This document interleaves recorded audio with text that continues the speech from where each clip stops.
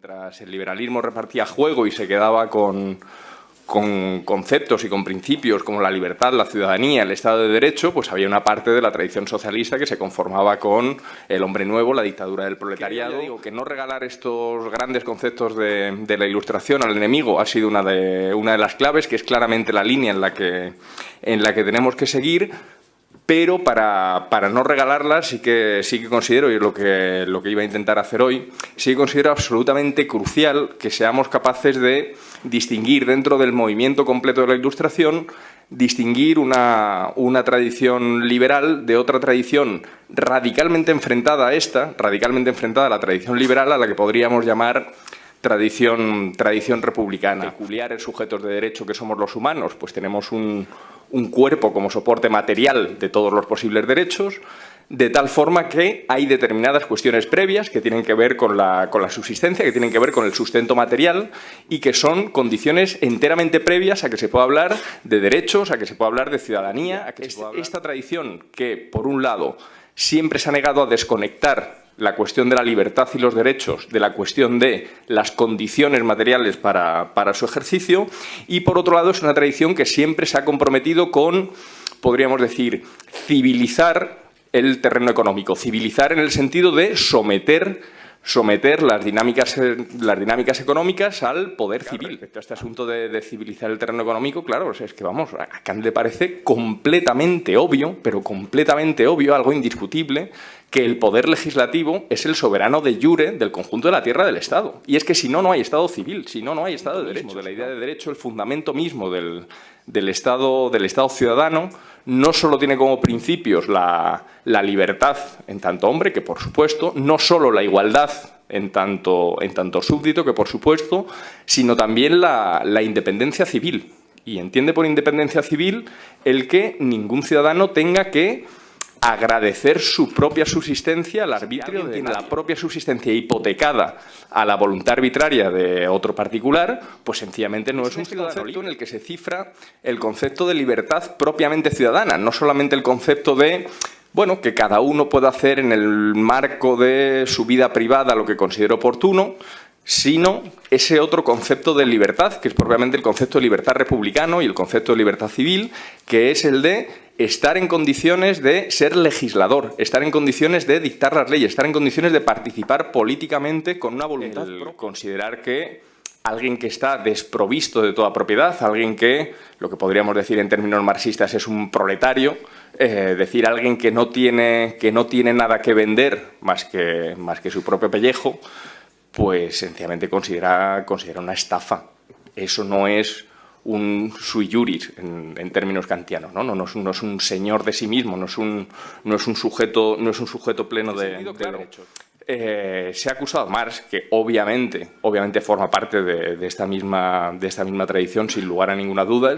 Claro, o sea, se le ha acusado de ser enemigo de la propiedad o alguna cosa por el estilo. En realidad, la tradición de la que formamos parte, lo que ha sostenido siempre es todo lo contrario. Lo que ha sostenido siempre es que tiene que haber unas condiciones de propiedad tales que ningún ciudadano esté amenazado, ningún ciudadano pueda estar sometido a la coacción de otro particular por una vía del sustento material. Estos principios, que son unos principios rígidos, que se basan en no hay ciudadanía, no hay libertad, no hay Estado de Derecho, allí donde no están garantizadas determinadas condiciones de sustento material para el conjunto de la población, que en los últimos años lo que hemos sufrido es una derrota ideológica fundamental y una derrota que es imprescindible empezar a disputar de nuevo. Creo que estamos en buenas condiciones, 71 diputados no son poco, para reivindicar determinados conceptos absolutamente cruciales que se convirtieron en sentido común, como comentaba antes, ¿no? Con el constitucionalismo que surgió en Europa de la derrota del nazismo. Esto se consolidó en todas las constituciones europeas. Se basa fundamentalmente en dos ejes. Hay algo así como dos ideologemas fundamentales que parecen haberse impuesto, los dos falsos, pero que resultan ser socialmente bastante eficaces, ya digo, como resultado de una cierta derrota. El triunfo liberal, a la hora de mezclar mezclar o de establecer una distinción que es una distinción enteramente engañosa, que es la distinción entre libertades negativas y libertades positivas. Coacciona para asegurar que nadie te obliga.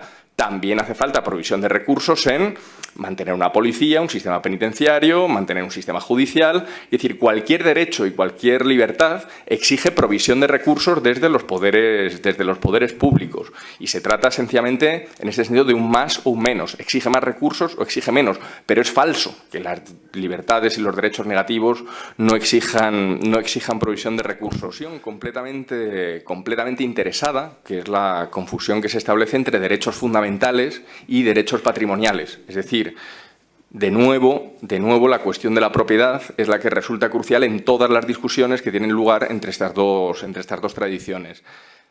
La clave del argumento liberal consiste en presentar la propiedad de cada uno como un derecho fundamental. Por definición, son aquellos que tienen que estar garantizados para todos los ciudadanos y las ciudadanas por igual. Sobre las tierras de tu familia puede ser un derecho muy importante, desde luego, pero es un derecho que tienes, precisamente, como derecho patrimonial, es un derecho que tienes a condición de que no lo tenga nadie más. Es decir, si tú tienes el derecho de propiedad sobre las tierras de tu familia, lo tienes sí y solo sí, nadie más tiene derecho sobre las tierras de tu familia. El derecho a la libertad de expresión, el derecho a la organización política, el derecho, es decir, hay una serie de derechos que sí cumplen, por decirlo así, las condiciones fundamentales de un derecho fundamental, que es el de poder ser provisto a todos los ciudadanos por igual, y desde luego esto no es algo que corresponda a los derechos patrimoniales en el sentido de precisamente un derecho patrimonial lo que implica es un derecho exclusivo y excluyente sobre una propiedad. Tiene que ver con derechos. En lo que tiene que ver con derechos no cabe la pregunta de si son viables o no son viables, y mucho menos la pregunta de si son rentables o no son rentables. Si se trata de derechos fundamentales, la única pregunta posible es quién los paga. El orden tiene que ser necesariamente este. Primero, se establecen cuáles son los derechos fundamentales de los que no puede quedar desprotegido absolutamente ningún ciudadano, y después se establece la cuestión de cuál es la distribución patrimonial de hecho compatible con la garantía de esos derechos, de esos derechos fundamentales. Que rige y marca todo el constitucionalismo europeo, ya digo, todo el constitucionalismo europeo surgido de la derrota del nazismo en la Segunda Guerra Mundial, incluida la Constitución española, por supuesto, es un planteamiento que rige todo el constitucionalismo, que cabe llamar Estado de Derecho, y es a eso a lo que se llama Estado de Derecho, a que haya una serie de cosas que son indecidibles por parte de los poderes públicos, es decir, que están inconstitucionalizadas precisamente para protegerlas de cualquier decisión posible. Esos derechos fundamentales que recogen todas las constituciones, la cuestión de los derechos patrimoniales, que por supuesto son reconocidos en todos los ordenamientos constitucionales, pero son derechos inevitablemente subordinados a que el Estado esté en condiciones de garantizar estos derechos que se han establecido y que se han constitucionalizado en ese sentido como derechos fundamentales. Todo nuestro compromiso es, pues sí, con la verdad, con la justicia, con la libertad, con la igualdad, con la fraternidad y con el compromiso de que hay determinadas condiciones materiales, es decir, que alguien que está rebuscando en la basura no es un ciudadano. Perdemos todos a la vez nuestra condición ciudadana en la medida en que compartimos estado civil con gente que no tenga garantizadas esas condiciones de subsistencia. El primero de los derechos, y sin el cual no hay ningún derecho ni civil ni político, el primero de los derechos es el derecho a existir. Tenemos que construir nuevas metáforas, pero ya digo, en definitiva son metáforas que están muy construidas y están muy pensadas por lo mejor de toda la tradición, europea, que es donde creo que tenemos que beber. Porque si no, corremos el riesgo, de si intentamos descubrir el Mediterráneo todos los días, pensar peor de lo que han pensado las mejores cabezas de la historia de la humanidad, que en gran medida han sido europeas.